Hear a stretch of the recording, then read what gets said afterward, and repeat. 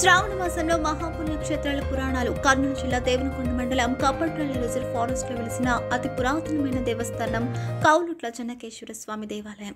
ప్రధాన అర్చకుడు చిన్న విద్యాధర్ మాట్లాడుతూ స్వామివారి యొక్క ఆలయ చరిత్ర తీసుకుంటే స్వామివారు 5 దశాబ్దాల క్రితం జనమే జనమహారాజు యొక్క ప్రతిష్టాపన మూల విరాట్. ఆ మహారాజు యొక్క చరిత్ర ఎంతగానో చెప్పవచ్చును. అలాగే పత్తికొండ మండలం పులికొండ రంగనాథ స్వామి ప్రధాన అర్చకుడు తులసిదాస్ మాట్లాడుతూ ఇక్కడ పూర్వం మహారణ్యం. ఈ అరణ్యంలోకి ఒక పశువుల కాపరి ఆవులను మెప్పడానికి ప్రతినిత్యం వచ్చేవాడు. కానీ ఆ గోవులలో ఒక గోవు ప్రతిరోజు పుట్టపైన పాలను జార విడిచేది.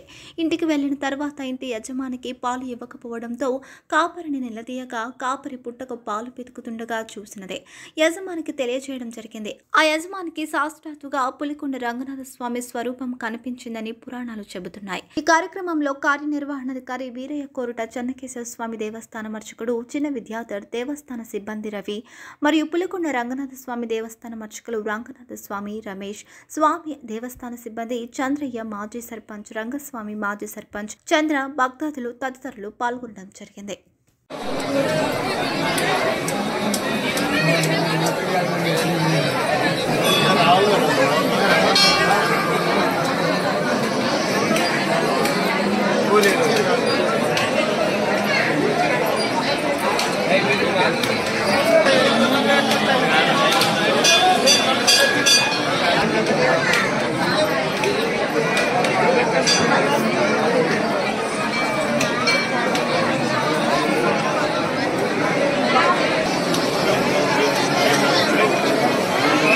శ్రీమన్నారాయణ.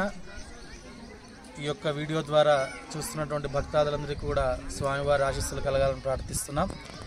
అలాగే ఇప్పుడు మనం చూసుకున్నట్లయితే కర్నూలు జిల్లా దేవనకొండ మండలం కప్పట్రాల రిజర్వ్ ఫారెస్ట్లో వేంచేసి ఉన్నటువంటి శ్రీ కౌలుట్ల చెన్నకేశ్వర స్వామి దేవాలయంలో ఉన్నాం. అక్కడ ఉన్నటువంటి దేవాలయంలో అర్చకుడిగా నేను విధులు నిర్వహిస్తున్నాను. స్వామివారు గత 5 శతాబ్దాలుగా ఇక్కడ స్వామివారి భక్తాదులందరినీ కూడా అనుగ్రహిస్తూ ఉన్నాడు. అలాగే స్వామివారి ఇక్కడ స్వామివారి యొక్క ఆలయ చరిత్ర మనం తీసుకున్నట్లయితే స్వామివారు 5 శతాబ్దాల క్రితం జనమేజయ మహారాజు యొక్క ప్రతిష్టాపన, ఈ యొక్క మూల విరాట్ ఆ యొక్క మహారాజు యొక్క ప్రతిష్టాపన అని చరిత్ర మనకి చెబుతూ ఉంది. అలాగే ఇక్కడ మొట్టమొదటిగా కౌలుట్ల చెన్నకేశవ స్వామి. కౌలుట్ల అంటే ఇక్కడ ఉండేటువంటి భక్తుడు. ఆ యొక్క భక్తుడు ప్రతిరోజు కూడా ఆవుల మందను తీసుకుని వచ్చి ఇక్కడ మేపిస్తూ ఆ ఆవుల మందను తిరిగి తీసుకెళ్తూ ఉండగా ఒక ఆవు వచ్చి స్వామివారి విగ్రహం పైన పాలు తనంతట తానే ధారగా విసర్జించడం, ఇవన్నీ కూడా జరగడం చూసి ఆ కౌలుట్ల అనేటువంటి భక్తుడు ఆ పుట్టలోకి చూడగా అక్కడ ఉండేటువంటి విగ్రహం సాక్షాత్తు మహావిష్ణు స్వరూపమైనటువంటి చెన్నకేశవ స్వామిగా గుర్తించి ఆ స్వామికి ఎలాగైనా ఈ యొక్క ఆవాసం ఏర్పాటు చేయాలనే ఉద్దేశంతో ఈ యొక్క ఆలయ నిర్మాణం అంతా కూడా జనమేజయ మహారాజు, అలాగే కొంత భాగం కౌలుట్ల స్వామి, వీరిరువురు ఆ చేతుల ఆధ్వర్యంలో ఈ యొక్క ఆలయం కూడా నిర్మాణం జరిగింది. అలాగే కౌలుట్ల అనేటువంటి ఆయన ఇక్కడ స్వామివారికి తపస్సు చేసుకుంటూ స్వామిలోనే లీనమై ఆ యొక్క భక్తుడిని అనుగ్రహించిన స్వామి మొట్టమొదటిగా నీ పేరు ఉండాలనే ఉద్దేశంతో కౌలుట్ల చెన్నకేశవ స్వామి అనే నామం ఇక్కడ వర్ధిల్లుతూ ఉంది. అలాగే చుట్టుపక్కల గ్రామాలు వచ్చేసి కోటకొండ, బేతబల్లె, చెల్లెల చెలిమల, అలాగే కపట్రాల, ఈ ఎన్ని గ్రామాలకి ఇంటి దేవుడై అలాగే ఇతర రాష్ట్రాల నుండి ఇతర జిల్లాల నుండి కూడా భక్తులు వేంచేసి స్వామివారి కైంకర్యాలలో పాల్గొంటూ ఉంటారు. అలాగే స్వామివారి యొక్క అనుగ్రహాలు ఎన్నో ఉన్నాయి. అంత మాత్రం చేతనే ఈ శ్రావణ మాసంలో కానీ మాఘమాసంలో ముఖ్యంగా మనకి బ్రహ్మోత్సవాలు ఉంటాయి. మాఘ శుద్ధ ఏకాదశి నుండి బహుళ పాడ్యమి వరకు స్వామివారి బ్రహ్మోత్సవాలు 5 రోజులు అంగరంగ వైభవంగా జరుగుతూ ఉంటాయి గ్రామ పెద్దల, గ్రామ ప్రజల సహకారంతో. అలాగే దేవాదాయ శాఖ తరఫున మనకి సిహెచ్ఎఫ్ ఫండ్ కింద 1,20,00,000 భక్తాదులతో 20 లక్షలు మనం కాంట్రిబ్యూషన్ చేసి 1 కోటి రూపాయలు సిహెచ్ఎఫ్ ఫండ్ కింద మనకి ఎండోమెంట్ దేవాదాయ శాఖ మంజూరు చేసింది. ఆ కార్యక్రమాలు కూడా ఈ శ్రావణ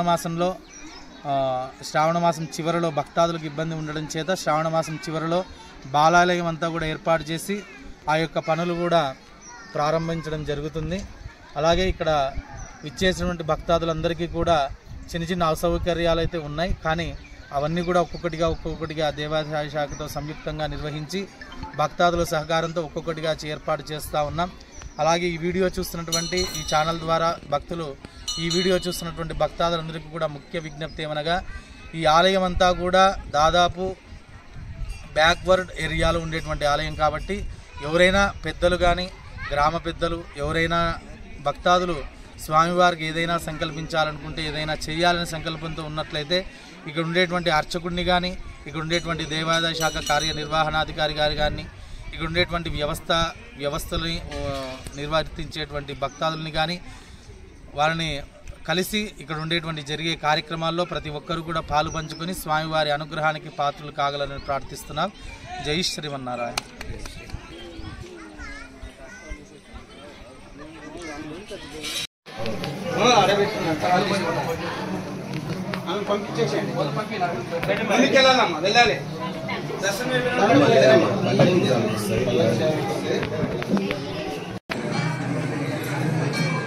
మద్దికొండ మండలము నల్గొండ గ్రామము కర్నూలు జిల్లా శ్రీ రంగనాథ స్వామి దేవాలయము. పూర్వము ఇక్కడ అడవిగా ఉండేది. అప్పుడు వెలమకూరు నుండి ఇక్కడ పసలు కాపరి గోవులను మేపడానికి వచ్చేవారు. అప్పుడు అక్కడి నుంచి వచ్చే ఆవు ఇక్కడ స్వామివారికి వచ్చి పుట్టలేకి పాలు ఇచ్చేది. ఆ పశువుల కాపరిని ఆ యజమాని ఆ పాలు ఇవ్వడం లేదు, నీవు ఏమన్నా అక్కడే పిండుకొని తాగుతున్నావా అని ఖండించేవారు.